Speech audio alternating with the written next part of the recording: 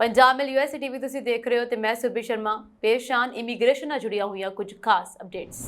Germany ਨੇ ਭਾਰਤੀਆਂ ਦੇ ਲਈ ਖੋਲੇ ਦਰਵਾਜ਼ੇ, ਵੀਜ਼ਾ ਪ੍ਰਕਿਰਿਆ 2 ਹਫ਼ਤੇ 'ਚ ਹੋਵੇਗੀ ਪੂਰੀ। ਅਮਰੀਕਾ ਦੇ ਪਰਿਵਾਰਕ ਵੀਜ਼ਾ ਬੁਲੇਟਿਨ ਵਿੱਚ ਹੋਈ ਹਿਲਜੁਲ।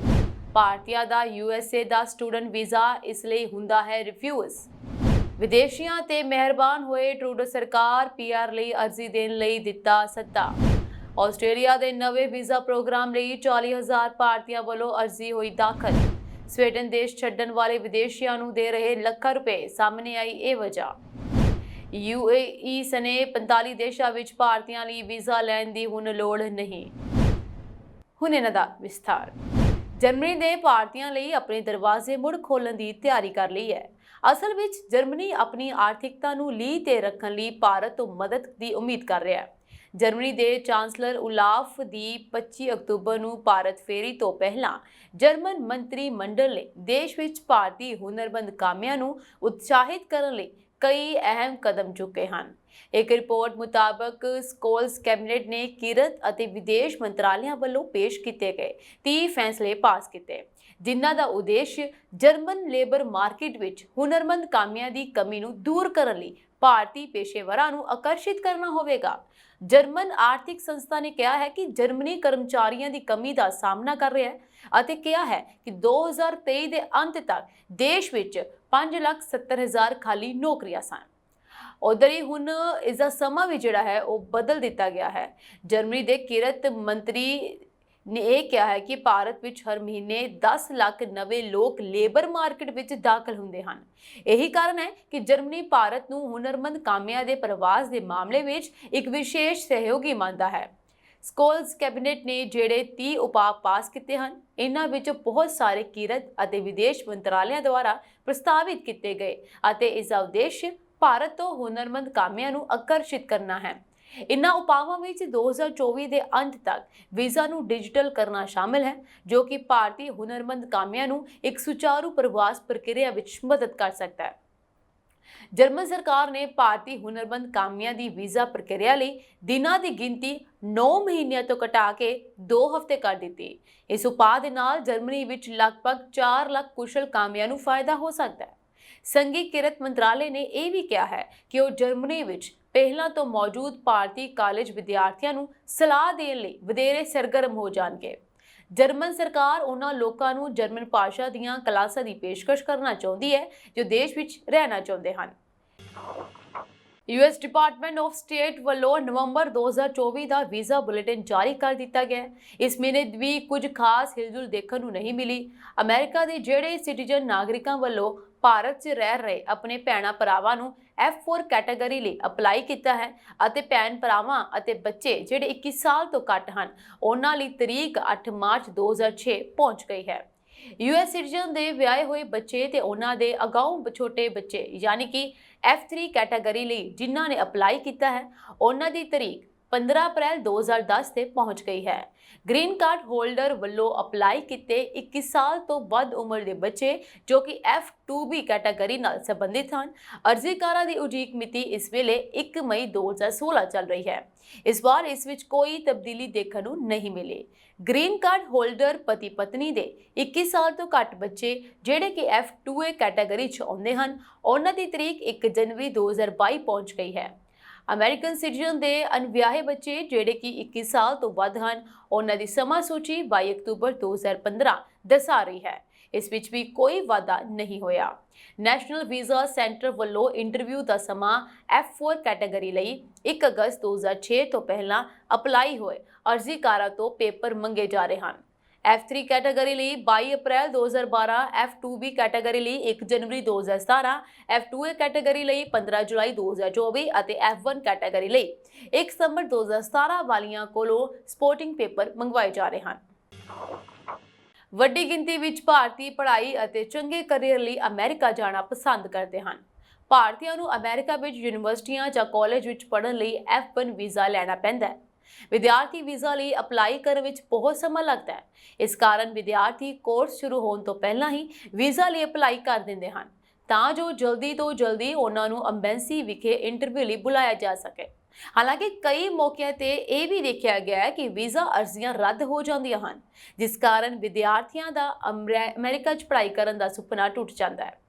ਅਮਰੀਕਾ ਦਾ ਵਿਦਿਆਰਥੀ ਵੀਜ਼ਾ ਰੱਦ ਹੋਣ ਦੀ ਦਰ 36% ਹੈ।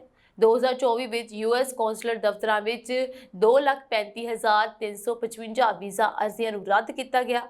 2023 ਵਿੱਚ ਰੱਦ ਹੋਣ ਦੀ ਦਰ 34% ਸੀ, ਜੋ ਇਸ ਸਾਲ 2% ਵੱਧ ਗਈ ਹੈ। ਅਮਰੀਕੀ ਅਧਿਕਾਰੀਆਂ ਮੁਤਾਬਿਕ ਵੀਜ਼ਾ ਨਾ ਦੇਣ ਦਾ ਮੁੱਖ ਕਾਰਨ ਇਹ ਸੀ ਕਿ ਜਿਨ੍ਹਾਂ ਵਿਦਿਆਰਥੀਆਂ ਨੇ ਇਸ ਲਈ ਅਪਲਾਈ ਕੀਤਾ ਸੀ, ਉਹ ਅਮਰੀਕਾ ਆਉਣ ਤੋਂ ਬਾਅਦ ਵਾਪਸ ਨਹੀਂ ਜਾਣਾ ਚਾਹੁੰਦੇ ਸਨ। ਅਜਿਹੇ 'ਚ ਅੱਜ ਅਸੀਂ ਤੁਹਾਨੂੰ ਅਮਰੀਕਾ ਦਾ ਵਿਦਿਆਰਥੀ ਵੀਜ਼ਾ ਰੱਦ ਹੋਣ ਦੇ ਕਾਰਨਾਂ ਬਾਰੇ ਦੱਸਣ ਜਾ ਰਹੇ ਹਾਂ, ਜਿਸ ਵਿੱਚੋਂ ਮੁੱਖ ਕਾਰਨ ਨੇ ਬਹੁਤ ਸਾਰੇ, ਜਿਸ ਕਰਕੇ ਵਿਦਿਆਰਥੀ ਦਾ ਵੀਜ਼ਾ ਰੱਦ ਹੋ ਸਕਦਾ ਹੈ।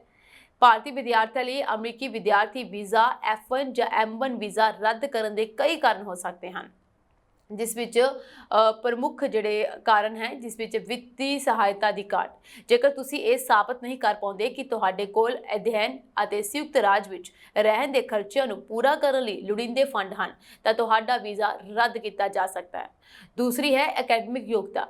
ਇਸ ਵਿੱਚ ਹੈ ਕਿ ਤੁਹਾਡੀ ਵਿਦਿਅਕ ਪਿਛੋਕੜ, ਪਿਛਲੇ ਗ੍ਰੇਡ ਅਤੇ ਟੈਸਟ ਦੇ ਅੰਕ ਤੁਹਾਡੀ ਵੀਜ਼ਾ ਅਰਜ਼ੀ ਲਈ ਮਹੱਤਵਪੂਰਨ ਹਨ।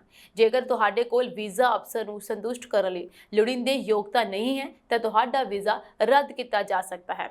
ਇਸ ਤੋਂ ਇਲਾਵਾ ਇੰਟਰਵਿਊ, ਜੋ ਬਹੁਤ ਇੰਪੋਰਟੈਂਟ ਹੈ। ਵੀਜ਼ਾ ਅਧਿਕਾਰੀ ਦੇ ਨਾਲ ਇੰਟਰਵਿਊ ਇੱਕ ਮਹੱਤਵਪੂਰਨ ਹਿੱਸਾ ਹੁੰਦਾ ਹੈ। ਜੇਕਰ ਤੁਸੀਂ ਇੰਟਰਵਿਊ ਵਿੱਚ ਆਪਣੇ ਅਧਿਐਨ ਦੇ ਉਦੇਸ਼ਾਂ ਨੂੰ ਸਹੀ ਢੰਗ ਨਾਲ ਬਿਆਨ ਨਹੀਂ ਕਰ ਪਾ ਰਹੇ ਜਾਂ ਤੁਹਾਡੀ ਯੋਜਨਾ ਸਪਸ਼ਟ ਨਹੀਂ ਹੈ, ਤਾਂ ਵੀਜ਼ਾ ਰੱਦ ਕੀਤਾ ਜਾਣ ਦਾ ਇਹ ਇੱਕ ਬਹੁਤ ਵੱਡਾ ਕਾਰਨ ਹੋ ਸਕਦਾ ਹੈ। ਦੂਸਰਾ ਹੈ ਕਿ ਉੱਥੇ ਕਿਸੇ ਹੋਰ ਇਰਾਦੇ ਦੇ ਨਾਲ ਰਹਿਣਾ। ਜੇਕਰ ਵੀਜ਼ਾ ਅਧਿਕਾਰੀਆਂ ਨੂੰ ਲੱਗਦਾ ਹੈ ਕਿ ਤੁਹਾਡਾ ਮਕਸਦ ਪੜ੍ਹਾਈ ਕਰਨ ਦੀ ਬਜਾਏ ਅਮਰੀਕਾ ਵਿੱਚ ਪੱਕੇ ਤੌਰ ਤੇ ਸੈਟਲ ਹੋਣਾ ਹੈ, ਤਾਂ ਤੁਹਾਡਾ ਵੀਜ਼ਾ ਰੱਦ ਹੋ ਸਕਦਾ ਹੈ। ਤੁਹਾਨੂੰ ਇਹ ਸਾਬਤ ਕਰਨਾ ਹੋਵੇਗਾ ਕਿ ਤੁਸੀਂ ਆਪਣੀ ਪੜ੍ਹਾਈ ਪੂਰੀ ਕਰਨ ਤੋਂ ਬਾਅਦ ਭਾਰਤ ਵਾਪਸ ਆਉਣ ਦੀ ਯੋਜਨਾ ਬਣਾ ਰਹੇ ਹੋ। ਇਸ ਤੋਂ ਇਲਾਵਾ ਗਲਤ ਜਾਣਕਾਰੀ, ਅਰਜ਼ੀ ਫਾਰਮ ਅਤੇ ਇੰਟਰਵਿਊ ਵਿੱਚ ਦਿੱਤੀ ਗਈ ਅੰਤਰ ਜਾਂ ਗਲਤ ਜਾਣਕਾਰੀ ਦੇ ਨਤੀਜੇ ਵਜੋਂ ਵੀਜ਼ਾ ਰੱਦ ਹੋ ਸਕਦਾ ਹੈ। ਸਾਰੀ ਜਾਣਕਾਰੀ ਇਮਾਨਦਾਰੀ ਅਤੇ ਸਹੀ ਢੰਗ ਨਾਲ ਪ੍ਰਦਾਨ ਕੀਤੀ ਜਾਣੀ ਚਾਹੀਦੀ ਹੈ। ਇਸ ਤੋਂ ਇਲਾਵਾ ਅਧੂਰੇ ਦਸਤਾਵੇਜ਼ ਜਾਂ ਗਲਤ ਦਸਤਾਵੇਜ਼, ਤੁਹਾਡੇ ਸਾਰੇ ਲੋੜੀਂਦੇ ਦਸਤਾਵੇਜ਼ ਜਿਵੇਂ ਕਿ I-20 ਫਾਰਮ, ਬੈਂਕ ਸਟੇਟਮੈਂਟ, ਦਾਖਲਾ ਪੱਤਰ ਆਦਿ ਸਹੀ ਅਤੇ ਅਪਡੇਟ ਹੋਣੇ ਚਾਹੀਦੇ ਹਨ। ਜੇਕਰ ਇਹਨਾਂ ਵਿੱਚ ਕੁਝ ਦਸਤਾਵੇਜ਼ ਅਧੂਰੇ ਜਾਂ ਗਲਤ ਹਨ, ਤਾਂ ਅਰਜ਼ੀ ਨੂੰ ਰੱਦ ਕੀਤਾ ਜਾ ਸਕਦਾ ਹੈ। ਕਈ ਵਾਰ ਤਾਂ ਵਿਦਿਆਰਥੀ ਨੂੰ ਹਮੇਸ਼ਾ ਲਈ ਬੈਨ ਕੀਤਾ ਜਾ ਸਕਦਾ ਹੈ। ਇਸ ਲਈ ਜੇਕਰ ਵੀਜ਼ਾ ਰਿਜੈਕਸ਼ਨ ਤੋਂ ਬਚਣਾ ਹੈ, ਤਾਂ ਹਮੇਸ਼ਾ ਅਸਲੀ ਦਸਤਾਵੇਜ਼ ਹੀ ਦਿਖਾਏ ਜਾਣ।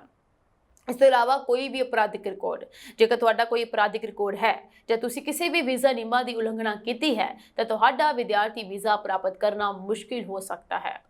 ਇਸ ਤੋਂ ਇਲਾਵਾ ਪਹਿਲਾ ਵੀਜ਼ਾ ਰੱਦ ਹੋ ਜਾਣਾ। ਕਈ ਵਾਰ ਦੇਖਿਆ ਗਿਆ ਹੈ ਕਿ ਜਿਨ੍ਹਾਂ ਲੋਕਾਂ ਦਾ ਵੀਜ਼ਾ ਪਹਿਲਾਂ ਰੱਦ ਹੋ ਚੁੱਕਾ ਹੈ, ਉਹਨਾਂ ਲਈ ਦੁਬਾਰਾ ਪ੍ਰਾਪਤ ਕਰਨਾ ਬਹੁਤ ਮੁਸ਼ਕਿਲ ਹੁੰਦਾ ਹੈ। ਹਾਲਾਂਕਿ ਜੇਕਰ ਵੀਜ਼ਾ ਇੰਟਰਵਿਊ ਦੌਰਾਨ ਸਭ ਕੁਝ ਠੀਕ ਰਹਿੰਦਾ ਹੈ, ਤਾਂ ਤੁਸੀਂ ਇੱਕ F1 ਵੀਜ਼ਾ ਪ੍ਰਾਪਤ ਕਰ ਸਕਦੇ ਹੋ। ਇਸ ਦੇ ਨਾਲ ਹੀ ਇਹ ਸਭ ਮੁੱਖ ਕਾਰਨ ਨੇ ਜੋ ਤੁਹਾਡੇ ਵੀਜ਼ੇ ਨੂੰ ਰੱਦ ਕਰ ਸਕਦੇ ਨੇ। ਸੋ ਵੀਜ਼ਾ ਅਪਲਾਈ ਕਰਨ ਦੇ ਨਾਲ ਤੁਸੀਂ ਇਹਨਾਂ ਸਭ ਚੀਜ਼ਾਂ ਦਾ ਜ਼ਰੂਰ ਧਿਆਨ ਰੱਖੋ, ਤਾਂ ਕਿ ਕੋਈ ਵੀ ਗੜਬੜ ਨਾ ਹੋ ਸਕੇ ਅਤੇ ਤੁਹਾਡਾ ਵੀਜ਼ਾ ਰੱਦ ਨਾ ਹੋ ਸਕੇ। ਕੈਨੇਡਾ ਦੇ ਵਿੱਚ ਸੈਟਲ ਹੋਣ ਦੇ ਚਾਹਵਾਨ ਵਿਦੇਸ਼ੀਆਂ, ਖਾਸ ਕਰਕੇ ਭਾਰਤੀਆਂ ਲਈ ਇੱਕ ਚੰਗੀ ਖਬਰ ਹੈ। ਜਸਟਿਨ ਟਰੂਡੋ ਦੀ ਸਰਕਾਰ ਨੇ ਵਿਦੇਸ਼ੀਆਂ ਨੂੰ ਇੱਕ ਸੁਨਹਿਰੀ ਮੌਕਾ ਦਿੱਤਾ ਹੈ।